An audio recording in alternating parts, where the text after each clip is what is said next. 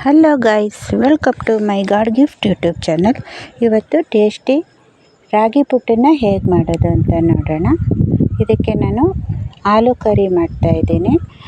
ಇದಕ್ಕೆ ರಿಯಲಿ ಅಂದರೆ ಕಡಲೆ ಸಾರು ಅಥವಾ ಮೊಟ್ಟೆ ಸಾರು ತುಂಬ ಚೆನ್ನಾಗಿರುತ್ತೆ.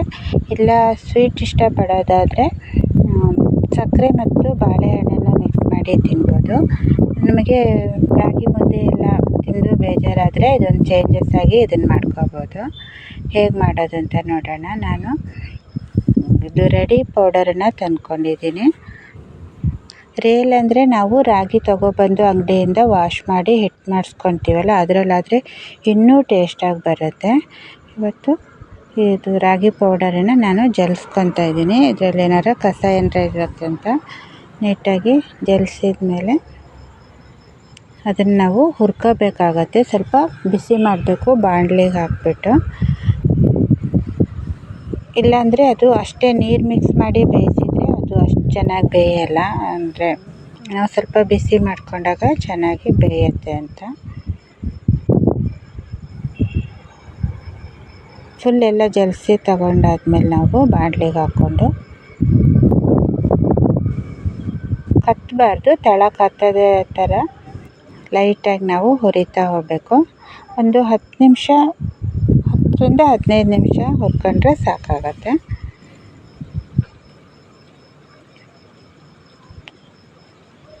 ಮುದ್ದೆ ಅಷ್ಟೇ ಬೇಗ ಆಗುತ್ತೆ. ನಮಗೆ ಮುದ್ದೆ ಎಲ್ಲ ತಿಂದು ದಿನ ಅದೇ ತಿನ್ನೋರಿಗೆ ಇದೊಂದು ಚೇಂಜಸ್ ಆಗಿ ಮಾಡ್ಕೋಬೋದು. ಮತ್ತು ಮುದ್ದೆಗಿಂತನೂ ಟೇಸ್ಟಾಗಿರುತ್ತೆ ಇದು. ನಾವು ಇದಕ್ಕೆ ಬಾಳೆಹಣ್ಣು ಇದಾಗಿ ಆ್ಯಡ್ ಮಾಡೋದ್ರಿಂದ. ನಾನು ಇದಕ್ಕೆ ಆಲೂ ಸಾಂಬಾರು ಮಾಡ್ತಾಯಿದ್ದೀನಿ. ಮೆಂತ್ಯ ಜೀರಿಗೆ ಸಾಸಿವೆನ ಬಿಸಿ ಮಾಡಿಕೊಂಡು ಅದಕ್ಕೆ ತೆಂಗಿನ ತುರಿ ಹಾಕ್ಕೊಂಡು ಕರಿಬೇವು ಹಾಕ್ಕೊತಾ ಇದ್ದೀನಿ. ಆಮೇಲೆ ಖಾರ ಪುಡಿ ಮತ್ತು ಧನಿಯಾ ಪುಡಿನೂ ಹಾಕಿ ಮಸಾಲೆನ ರೆಡಿ ಮಾಡ್ಕೊತಾ ಇದ್ದೀನಿ. ಇದಕ್ಕೆ ಸಾರು ಮಾಡ್ಕೊಳ್ಳೋಕ್ಕೆ ಆಲೂ ಮತ್ತು ಟೊಮೊಟೊನ ಬೇಳೆ ಹಾಕಿ ಬೇಯಿಸ್ಕೊಂಡಿದ್ದೀನಿ. ಕುಕ್ಕರಲ್ಲಿ 2-3 ವಿಷಲ್ ಮಾಡಿಕೊಂಡು ಚೆನ್ನಾಗಿ ಬೆಂದಿದೆ ಅದು. ಅದನ್ನು ಇನ್ನೊಂದು ಪಾತ್ರೆಗೆ ಹಾಕ್ಕೊತಾ ಇದ್ದೀನಿ. ಅದರಲ್ಲಿ ಕುಕ್ಕರಿಂದ ಇನ್ನೊಂದು ಪಾತ್ರೆಗೆ ಹಾಕ್ಕೊಂಡು ಮಸಾಲೆ ಎಲ್ಲ ಸೇರಿಸಿ ಕರಿನೂ ಮಾಡ್ಕೊತಾ ಇದ್ದೀನಿ. ಕರಿ ಮಾಡಿಕೊಂಡು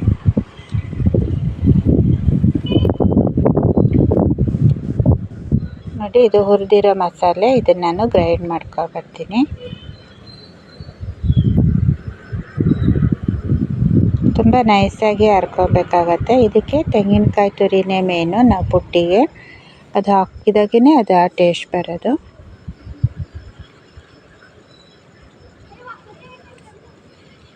ಮಧ್ಯೆ ಗ್ಯಾಪ್ ಇಟ್ಟು ತೆಂಗಿನ ತುರಿನೂ ಮತ್ತು ಇದು ರಾಗಿ ಹಿಟ್ಟನ್ನು ಹಾಕ್ತಾ ಹೋಗಬೇಕು. ಆವಾಗ ಆ ಸ್ಮೆಲ್ಲು ಚೆನ್ನಾಗಿ ಬರುತ್ತೆ.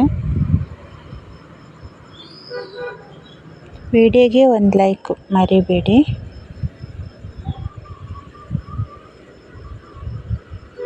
ಆಮೇಲೆ ಸ್ಟಾರ್ಟಿಂಗಲ್ಲೂ ನಾವು ಅದನ್ನು ಫಿಲ್ ಮಾಡಬೇಕಾದ್ರೂ ಇದು ಹಾಕಬೇಕಾಗತ್ತೆ ತೆಂಗಿನ ತುರಿ. ಅವಾಗೇ ಅದು ಆವಿ ಮೇಲಕ್ಕೆ ಬರೋದು. ಈಗ ನಾವು ಇದು ಉಪ್ಪು ಹಾಕ್ಕೊಂಡು ಸ್ವಲ್ಪನೇ ನೀರು ಹಾಕ್ಕೊತ ಗಂಟಾಗದೇ ಇರೋಂಗೆ ಕಲಿಸ್ಬೇಕು. ಸ್ಟಾರ್ಟಿಂಗ್ ಬಿಸಿ ಇರುತ್ತಲ್ಲ, ಅದಕ್ಕೇ ಸ್ವಲ್ಪ ನೀರು ಹಾಕ್ಕೊಂಡು ಸ್ಪೂನಲ್ಲಿ 2-3 ಸಲ ಕಲಸಿ ಅದಾದಮೇಲೆ ಕೈಯಲ್ಲಿ ಚೆನ್ನಾಗಿ ಕಲಿಸ್ಬೇಕು, ಗಂಟುಗಳು ಬರದೇ ಇರೋಂಗೆ.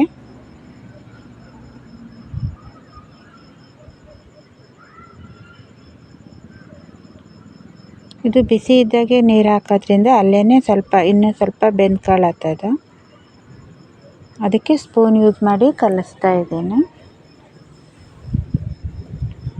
ಇದರ ಹದ ಅಂದರೆ ಇದು ಕಲಸೋದ್ರಲ್ಲಿ ಹದ ತುಂಬ ಮುಖ್ಯ. ಇದನ್ನು ಕಲಸಿದಾಗ ನಾವು ಹಿಂಗೆ ಇದು ಉಂಡೆ ಟೈಪಿಂಗ್ ಮಾಡಿದಾಗ ಉಂಡೆ ಕಟ್ಟಬೇಕು. ಮತ್ತು ಪ್ರೆಸ್ ಮಾಡಿದಾಗ ಅದನ್ನು ಉಂಡೆನ ಅದು ಪೌಡರ್ ಆಗಬೇಕು. ಅದು ಕರೆಕ್ಟ್ ಹದ ನೋಡಿ. ಹಿಂಗೆ ನೋಡ್ತಾ ಇದ್ದೀನಿ ನೋಡಿ, ಇದೇ ಹದದಲ್ಲಿರಬೇಕು. ಉಂಡೆ ಕಟ್ಟಬೇಕು. ಆಮೇಲೆ ಹಿಂಗೆ ಪ್ರೆಸ್ ಮಾಡಿದಾಗ ಅದು ಪೌಡರಾಗೂ ಉದುರಬೇಕು. ಉಂಡೆ ಅದು ನೀರಿನ ಕರೆಕ್ಟ್ ಹದನ ತೋರಿಸುತ್ತೆ. ಇದು ಮಾಡದೇ ಇದ್ದರೆ ನಮಗೆ ಹದ ಸಿಗಲ್ಲ. ತೆಂಗಿನಕಾಯಿನ ಇದನ್ನು ಸ್ವಲ್ಪ ಇದಕ್ಕೂ ಹಾಕಿ ಕಲಿಸ್ತಾ ಇದ್ದೀನಿ. ಆಮೇಲೆ ಫಿಲ್ ಮಾಡಬೇಕಾದ್ರೂ ಹಾಕ್ತೀನಿ. ಇದು ಬಿಸಿನೂ ಇದ್ದಾಗ ತೆಂಗಿನಕಾಯಿನೂ ಹಾಕಿ ಕಲಸಿದಾಗ ಇಲ್ಲೇ ಅದಕ್ಕೊಂದು ಸ್ಮೆಲ್ ಬರುತ್ತೆ ಚೆನ್ನಾಗಿ.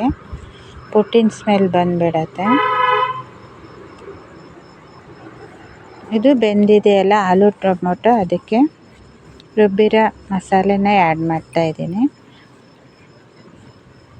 ಇದಕ್ಕೆ ಒಗ್ಗರಣೆ ಏನೂ ಹಾಕ್ತಾಯಿಲ್ಲ ನಾನು. ಇದಕ್ಕೆ ಸ್ವಲ್ಪ ಹುಣಸೆಹಣ್ಣನ್ನು ಹಿಂಡಿ ಸೇರಿಸ್ತಿದ್ದೀನಿ.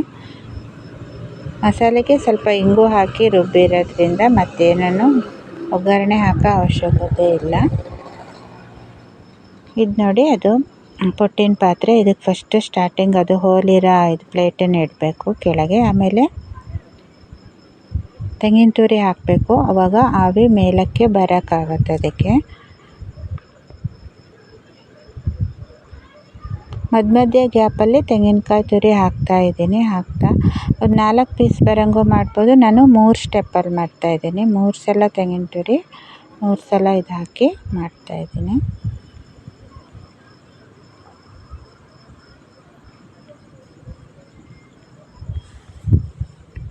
ಹೀಗೆ ಮಾಡಿ ಫುಲ್ ಆಗುತ್ತಲ್ಲ 3 ಸ್ಟೆಪ್ಪು. ಮೇಲ್ಗಡೆನೇ ಸ್ವಲ್ಪ ತೆಂಗಿನ ತುರಿ ಹಾಕ್ಬಿಟ್ಟು ಬೇಯಿಸೋಕ್ಕೆ ಇಟ್ಟರೆ ಆಯಿತು.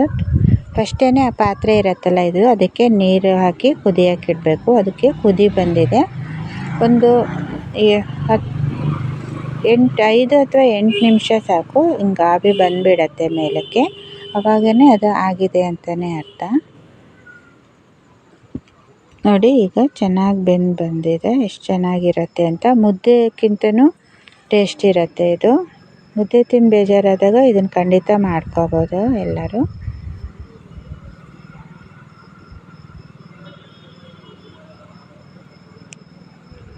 ನೋಡಿ, ಸ್ಮೆಲ್ಲು ಅಷ್ಟು ಚೆನ್ನಾಗಿ ಬರ್ತಾ ಇರುತ್ತೆ. ಇದಕ್ಕೆ ನಾನು ಆಲೂ ಸಾರು ಮಾಡಿದ್ದೀನಿ. ಆಲೂ ಸಾರು ಪುಟ್ಟನ್ನು ಮಾಡ್ತಾಯಿದ್ದೀನಿ. ಇದು ಆಗಿದೆ.